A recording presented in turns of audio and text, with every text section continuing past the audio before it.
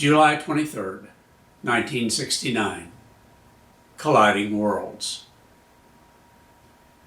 With my dad in the military, I never went to the same school 2 years in a row until high school.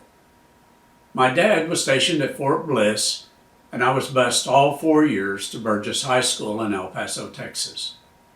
We lived in military housing. Although we were stable, my military friends would still come and go. My real source of friends turned out to be Valley View Baptist Church. The pastor was Reverend Jack Burton, and his wife Janet Burton had a special calling to work with young people long before I ever heard of a youth minister. Mrs. Burton would organize youth parties and youth activities where I not only had a great time, but I grew to learn the God and faith of my parents was my God and faith also. Most of the Valley View youth attended Burgess High School, so my church friends also became my school friends. One of my closest friends was Kim Wallace. We loved to bicycle on the dirt hills near his house.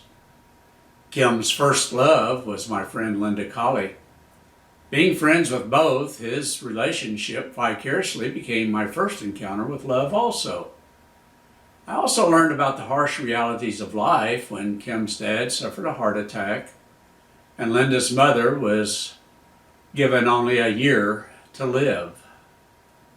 For Linda, young love turned into true love. Not with Kim, but another good friend, Bob Thomas. Kim joined the Army and preceded me to Vietnam.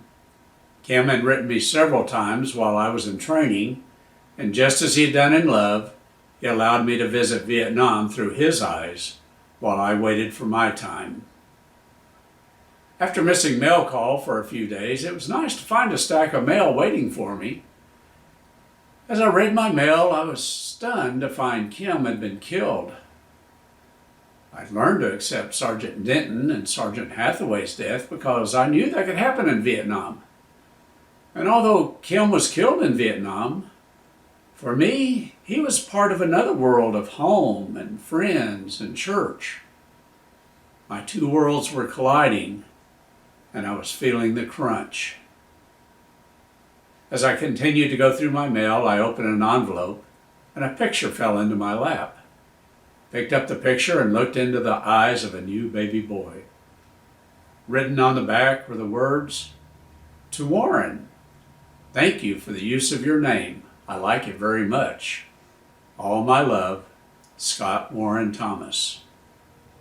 I couldn't believe my eyes. Bob and Linda had a baby, and I had a namesake. I did not know it was possible for a person to experience so much joy and so much pain at the exact same time.